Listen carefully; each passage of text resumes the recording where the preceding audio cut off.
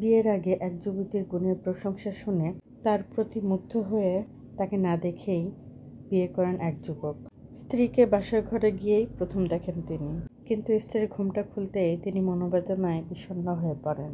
দেখেন তার পরম স্ত্রী তার কাঙ্ক্ষিত অনুযায়ী রূপসী নন, তাই তিনি তার স্ত্রীর কক্ষ ত্যাগ করেন।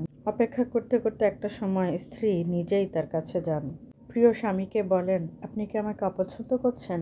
স্বামী কোনো জবাব দেন না। নীরবতার মাঝে স্ত্রী তার জবাব পেয়ে যান। তবুও তিনি স্বামীকে বুঝিয়ে বলেন, আপনি যেটা অপছন্দ করছেন তাতে হয়তো আপনার কল্যাণ নিহিত রয়েছে। বাহিরে এভাবে বসে না থেকে ভিতরে আসুন। লোকটি ভেতরে যান এবং বাসরাত যাপন করেন। কিন্তু দিনের বেলা স্ত্রীর চেহারার দিকে তাকাতেই তার মনটা আবারও খারাপ হয়ে যায়। মনের দুঃখে তিনি এবার বাড়ি ছেড়ে দেন। বাসরাতে স্ত্রী গর্ভধারণ করেন, এই খবরটা অবশ্য তিনি আর জানতে পারেন না। ভিন দেশে একে একে 20টি বছর কাটিয়ে দেন তিনি। কতদিন আর এভাবে থাকা যায়? একটা সময় তার নারীর টান পড়ে। 20 বছর পর তিনি তার নিজ শহরে ফিরলেন। ফেরার পর নামাজের সময় হয়ে গেলে নিজ বাড়ির কাছে মসজিদে ঢোকেন।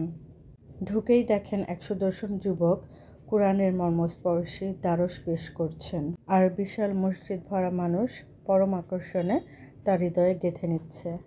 তার হৃদয়গ্রাহী পাঠ শুনে লোকটার অন্তর বিগলিত হয়ে যায়। তিনি অন্যজনের কাছে এই গুণী মুফাসসিরের নাম জানতে চাইলেন। লোকেরা তাকে বললেন, তিনি ইমাম মালিক। তিনি আবার জানতে চাইলেন, ইনি কার ছেলে? লোকেরা বলল, এই এলাকারই আমের বিন আনাস নামে এক লোকের ছেলে, যিনি 20 বছর আগে বাড়ি ছেড়ে চলে গিয়েছিলেন, এখনও ফিরে আসেননি। লোকটার কলিজায় কাঁপন ধরে গেল। তিনি যে সেই আমের বিন আনাস। আবেগে উত্তাল আমের সাথে সাথে ইমাম মালিকের কাছে এসে বললেন, বাবা, আপনার বাড়িতে কে কে আছেন? ইমাম মালিক জানালেন, বাড়িতে তিনি আর তার মা থাকেন, আর কেউ থাকে না। আমের বললেন, আপনি কি আমাকে আপনার বাড়িতে নিয়ে যাবেন? আমি আপনার মায়ের অনুমতি ছাড়া আপনাদের ঘরে প্রবেশ করব না। আমি আপনার ঘরের দরজায় দাঁড়িয়ে থাকব। আপনি ভেতরে গিয়ে আপনার মাকে বলবেন, দরজায় একজন লোক দাঁড়িয়ে আছেন। তিনি আমাকে বলেছিলেন, আপনি যা অপছন্দ করছেন হয়তো তাতেই আপনার কল্যাণ নিহিত রয়েছে। তার কথা মতো ইমাম মালিক তাকে তার সাথে নিয়ে গেলেন।